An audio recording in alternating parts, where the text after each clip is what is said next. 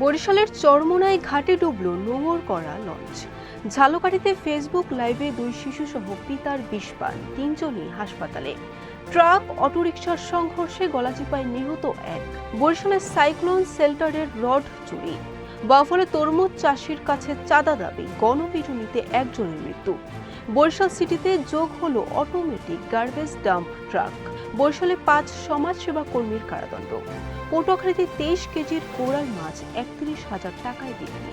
আসসালামু আলাইকুম। বরিশাল নিউজ থেকে রাত 9টার শীর্ষ সংবাদে আমি ফারহানা করিম তুলি। এতক্ষণ শুনলেন সংবাদ শিরোনাম, এখন বিস্তারিত। বরিশালের চরমোনাই এলাকায় বাৎসরিক মাহফিলে আসা যাত্রীবাহী মানিক 4 নামে একটি রিজার্ভ লঞ্চ ডুবির ঘটনা ঘটেছে। এতে কোনো হতাহতের খবর পাওয়া যায়নি। বুধবার সকালে এ ঘটনা ঘটে। ঝালকাঠি শহরের সুতালড়ি এলাকায় ফেসবুক লাইভে এসে এক ব্যক্তি নিজের সঙ্গে তার 2 শিশুপুত্রকে বিষপান করানোর অভিযোগ উঠেছে। ঘটনাটি এলাকায় চাঞ্চল্যের সৃষ্টি করেছে। মঙ্গলবার সন্ধ্যায় এ ঘটনা ঘটে। পটুয়াখালীর গলাচিপা উপজেলায় ট্রাক ও অটোরিকশার মুখোমুখি সংঘর্ষে রিয়াজ নামে এক যাত্রী নিহত হয়েছেন। মঙ্গলবার রাত আনুমানিক 8:15টার দিকে উপজেলার আমখোলা ইউনিয়নের লঞ্চঘাট এলাকায় এ মর্মান্তিক দুর্ঘটনা ঘটে।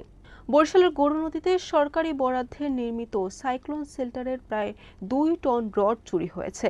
এই ঘটনায় 3 জনকে গ্রেফতার করেছে পুলিশ। বুধবার এ তথ্য নিশ্চিত করেন গরুনদী মডেল থানার ওসি তারিক হাসান রাসেল। পটুয়াখালীর বাউফলে ফিরোজ নামে এক তরমুজ চাষির কাছ থেকে চাঁদা আদায় করতে গিয়ে জনতার গণপিটুনিতে উজ্জ্বল কর্মকার নামের যুবক নিহত হয়েছেন।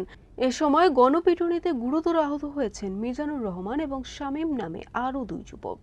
নগর পরিচ্ছন্নতা কার্যক্রম আরও জোরালো এবং গতিশীল করতে বরিশাল সিটি কর্পোরেশনের পরিবহন পুলে যুক্ত হয়েছে আরও 4টি ডাম্পিং ট্রাক, যার মধ্যে একটি অটোমেটিক গার্বেজ ডাম্প ট্রাক। সরকারি অর্থ আত্মসাতের দায়ে বরিশালের মেহেন্দিগঞ্জ উপজেলা সমাজসেবা কার্যালয়ের 5 কর্মকর্তা-কর্মচারীকে বিভিন্ন মেয়াদে কারাদণ্ড দিয়েছেন আদালত।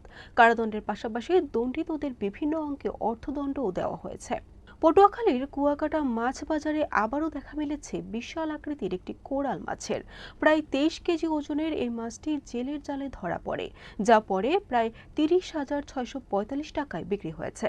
মাছটি বাজারে আনার পর এক নজর দেখার জন্য উৎসুক মানুষের ভিড় জমে যায়। বরিশাল নিউজ।